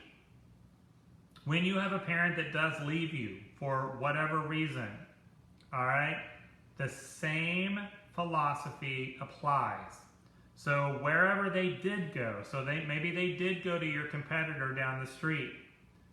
When they're with that new competitor, they're going to evaluate the service they're receiving and consider making a change after 1 week, after 6 weeks, and after 6 months. So what does that mean to you? If that family leaves you, okay, after they've been gone for a week, I'm going to give them a call. All right? Hey, Mom, I just wanted to give you a call. Johnny left a jacket here. Johnny has some artwork that y'all didn't take. Wanted to see if you wanted to swing by and grab it, or I can stick it in the mail. By the way, how's it going? We miss you. After 6 weeks, hey, Mom, I just wanted to give you a call. I randomly came across a piece of paper with your name on it. Thought I would call and check in on y'all. How's Johnny? Did he lose that tooth? Don't forget we're having our Halloween carnival next month. Would love for y'all to stop by and say hi. And after 6 months, give them a call. I was just thinking about y'all. How's it going?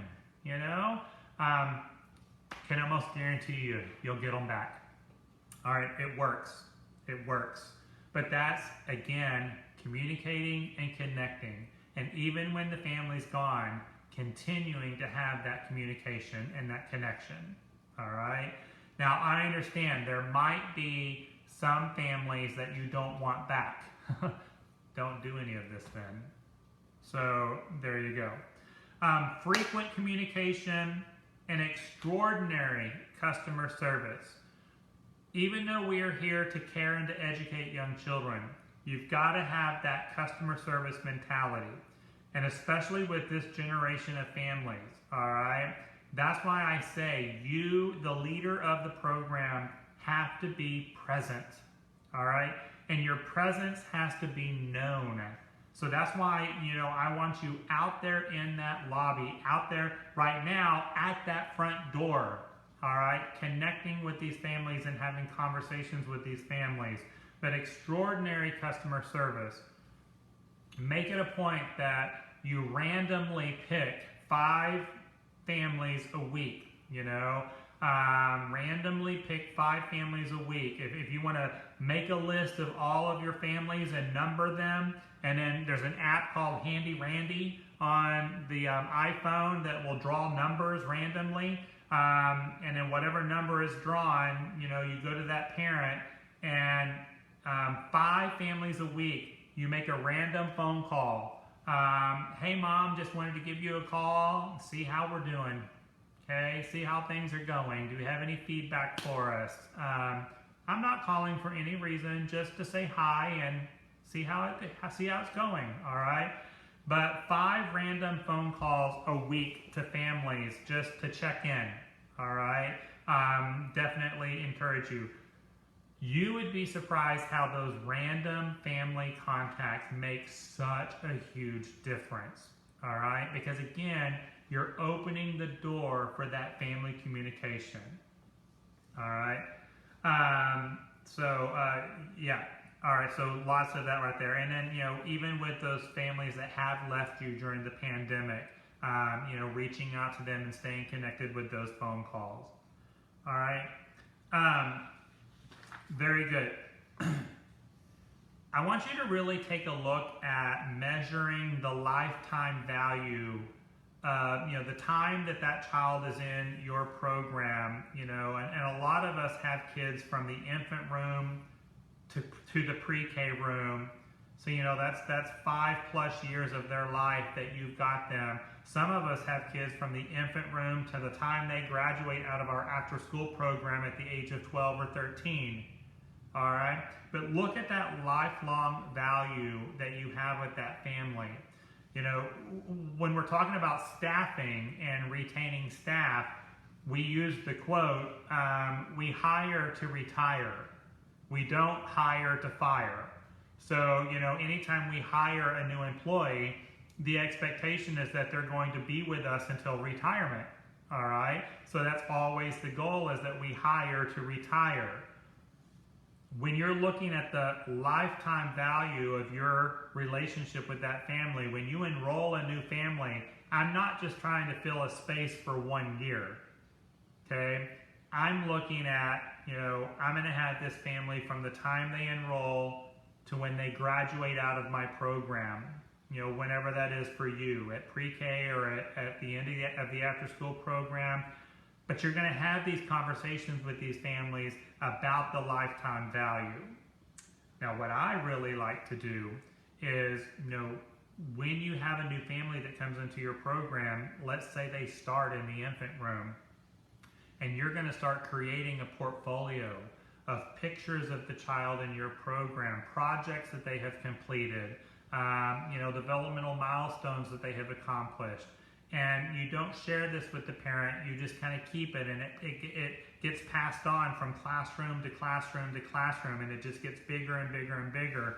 And then when you do have that pre-K graduation, all right, or that after-school child, graduates out of my program at the age of 12 or 13, I hand this parent this, this gift that is this thick, their lifetime value of our program. And from the time they started in our infant room to when they're graduating out, here are pictures and milestones and projects and this whole portfolio that you're able to present to this family. All right, that is like something they're going to treasure for their lifetime.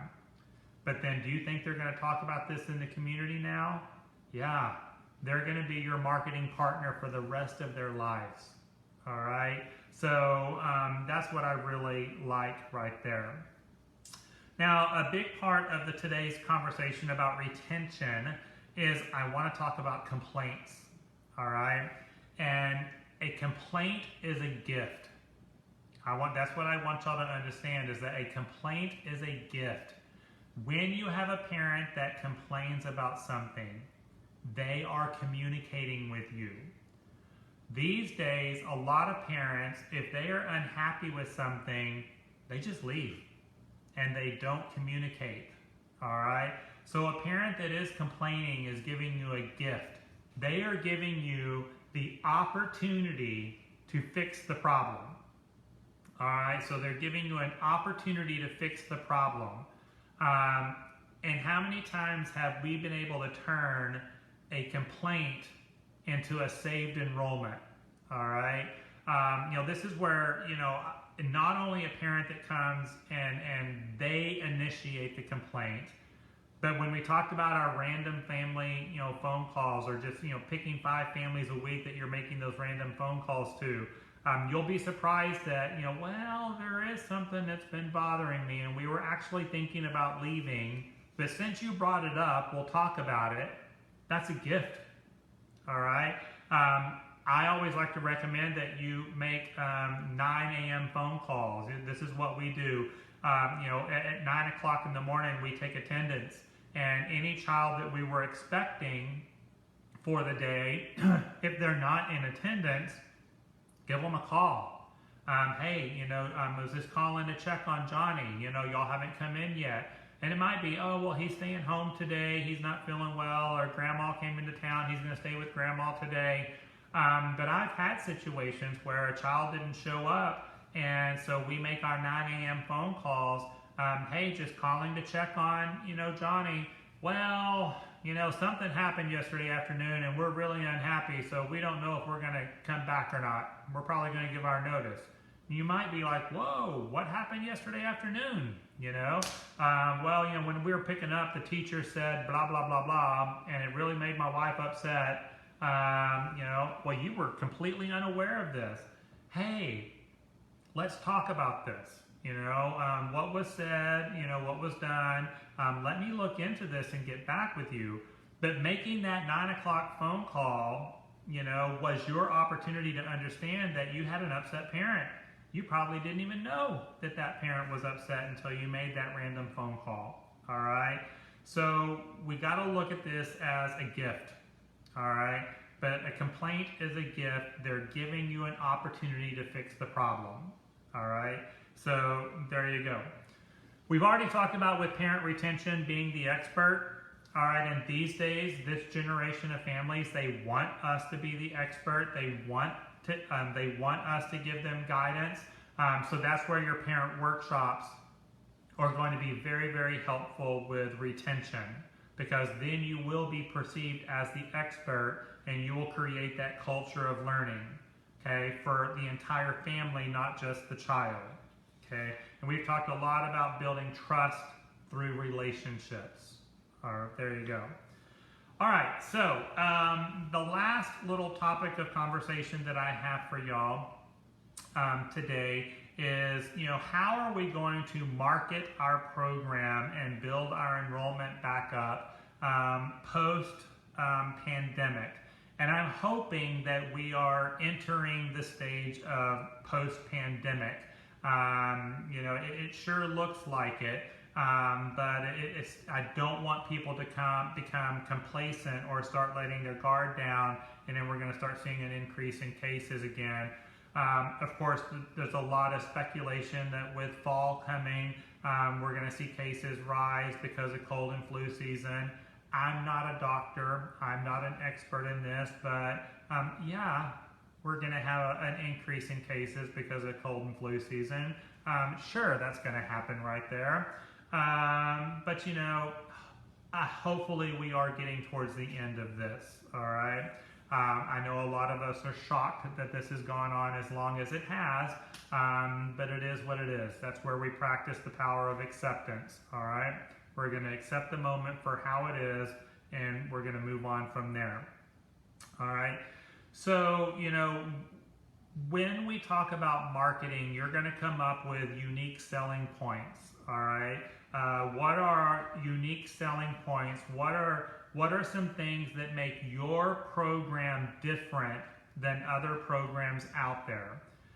So I really want y'all to reflect on that and think about what are your unique selling points? What makes you different than the place down the street? All right. Now, right now, with post-pandemic, it's going to be all about health practices. All right. So you need to create unique selling points that are related to health practices and communication and making people feel safe. All right. That's what we've got to focus on right there. I know I shared in one of my previous workshops, I had gone to a restaurant in Arlington, and walking up to this restaurant, I saw a sign that was, is this one of those yard signs that you stick in the ground? And it was so simple. It said, this establishment, whatever the name of the restaurant was, meets and exceeds all federal, state, and local health regulations on maintaining a safe and healthy environment. And that's all it said, is this restaurant meets and exceeds all federal, state, and local health requirements and recommendations to maintain a healthy program or a healthy environment. And just seeing that sign in front of that restaurant, I was like, oh, we're walking into a good place. You know, how simple is that right there? Now, you need to actually be doing it. So you need to be meeting and exceeding, but create some signage that's out in front of your program, letting your parents know that you meet and exceed. When you're creating marketing material, okay, so you're doing a direct mail piece, you're doing an advertisement in a magazine or a drop ad or something like that. Right now, we need to be talking about how you're maintaining a healthy environment, okay? And you got to come up with how it's unique and different than the people down the street, all right? So that's got to be a big part of your unique selling points right now is your health practices, all right? My recommendation to you right now too is that any type of part-time program that you offer, probably want to create marketing material around your part-time program. We call it an academic day in our programs, that we have an academic day from 8:30 to 2:30. Because we have so many families that are working from home right now, they may not need you full-time, but let's advertise the benefit of that part-time program or that academic program so that they can have a little bit of a break from their child to get their work done, and then the child can get the social and emotional support they need from school. But it's not full-time care, all right? So we're seeing a huge increase in the number of part-time programs that parents are participating in, all right? I got a question about allowing parents back into the center yet. We are, as of today, September 11th, 2020, we are still under emergency orders where access to the building is still restricted, all right? So the only people that should be entering your building is your currently employed staff and the children, and of course regulatory agency people can come into your program, and parents can come in if needed.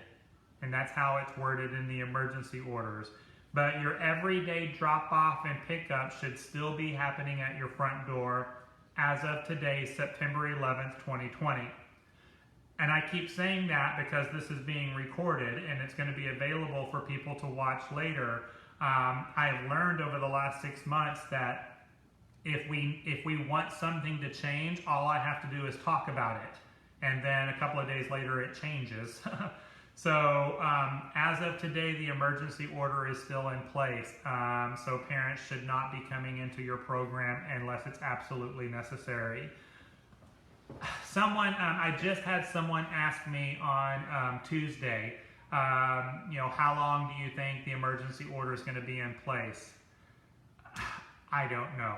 I've heard rumors that it's probably going to be in place until the end of the year. I've also heard rumors that we're expecting an announcement from the governor sometime this week, but I don't know what's going to be included in that announcement. So, who knows how long the emergency order is going to be in place.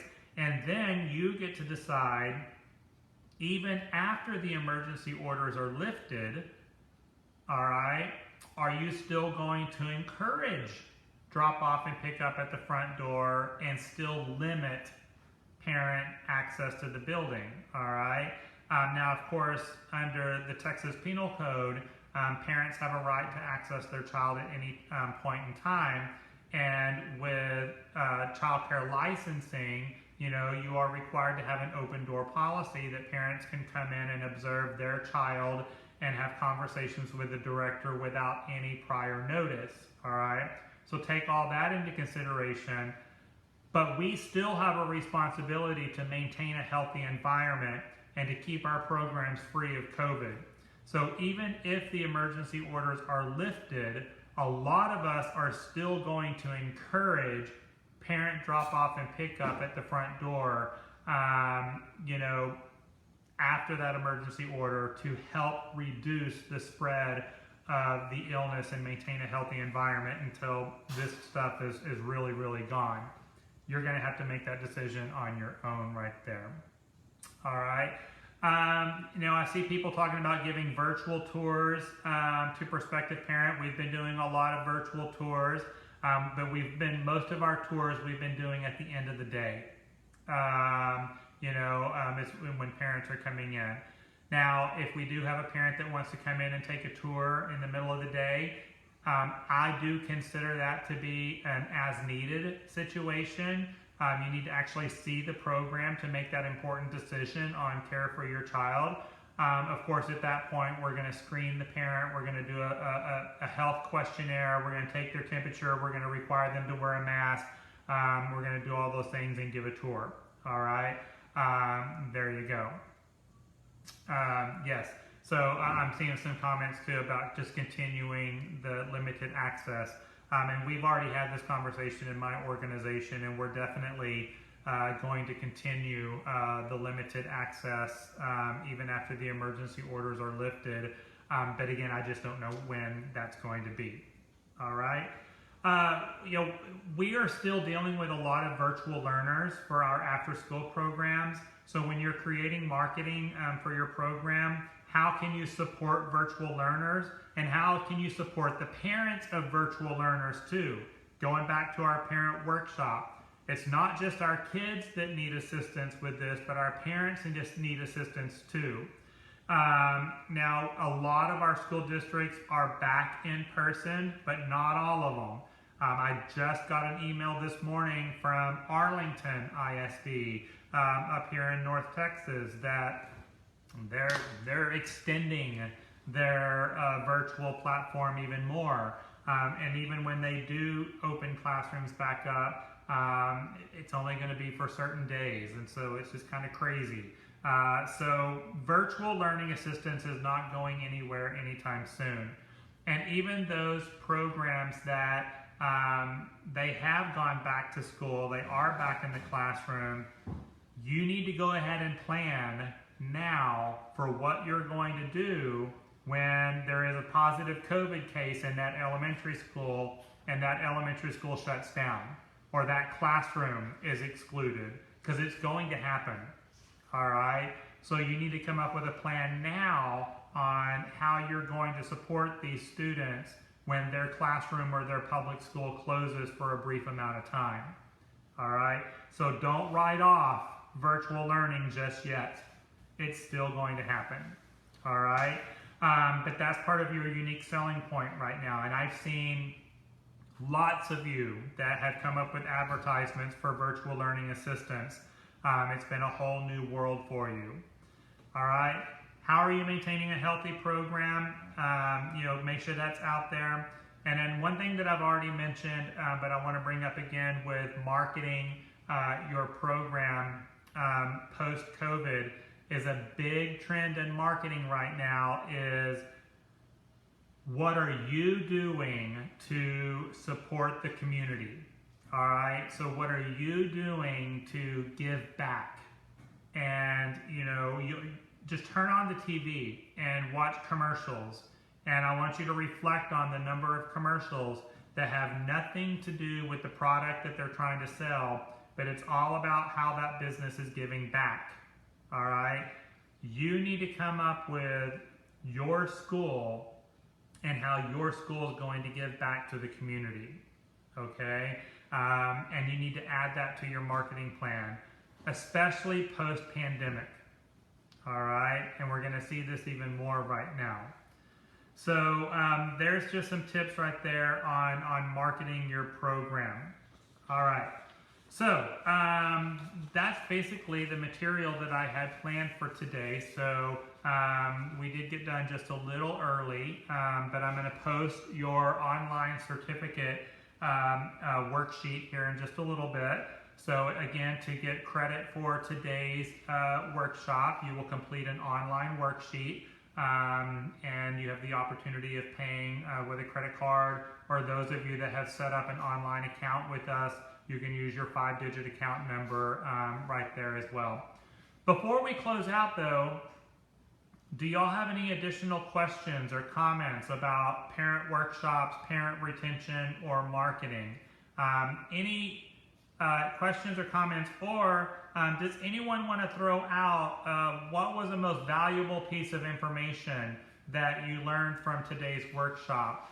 Is anyone willing to share a most valuable piece of information that you learned today, or something that really jumped out at you? If y'all want to type that into your comment screen, we can share that. And again, we got Zoom and we got Facebook live out there as well. All right. Continuing to enforce those health practices even after the emergency orders are lifted. Calling those people that have left after 1 week, after 6 weeks, after 6 months. Yes, bring back those lost sheep. Bring back those lost sheep right there. A complaint is a gift. Yes, a complaint is an opportunity for you to fix the problem. All right. So that's a big one right there. I love that. And then the importance and the benefits of parent workshops. Creating that culture of learning for the entire family, not just the child. That's a good one right there. Again, retaining the customers. So your new families, the 1 week, 6 week, 6 month check-in for your new family. So yeah, and it goes both ways. Your current families and the ones that you've left right there. The courage to not give up on the ones that have left you during the pandemic. Continue to connect, continue to reach out. Yes, stay connected right there. The community support through fundraising has really helped Julie's program. Think about the support that you've received from the community, and then once you get back on your feet, how can you give that back? All right. So, y'all can explore that. Call, the homeless shelters, call the community Christian action programs and ask them, what are they in need of? Don't just do a canned food drive or a diaper drive, because they might be good on that stuff. But give them a call and say, hey, what can we do for you? All right. That's what I suggest right there. So anytime you're talking about giving back to the community, give some of these organizations a call and ask them, what are you needing? All right. And then come up with a good plan based on that right there. All right.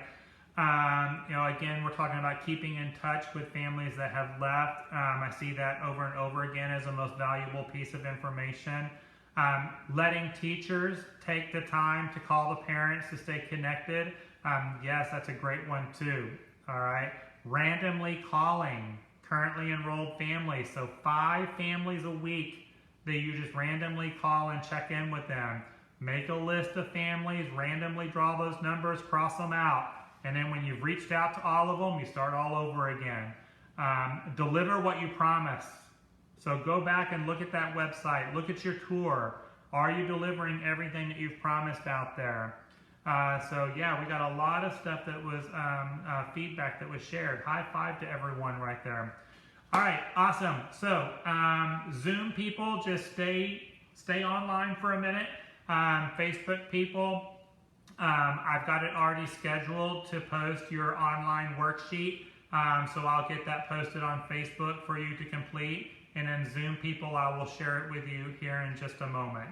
So I hope everyone enjoyed today's workshop. Tomorrow we're doing our teacher workshop where we'll talk about positive guidance and discipline tomorrow. I'm super excited about tomorrow's presentation.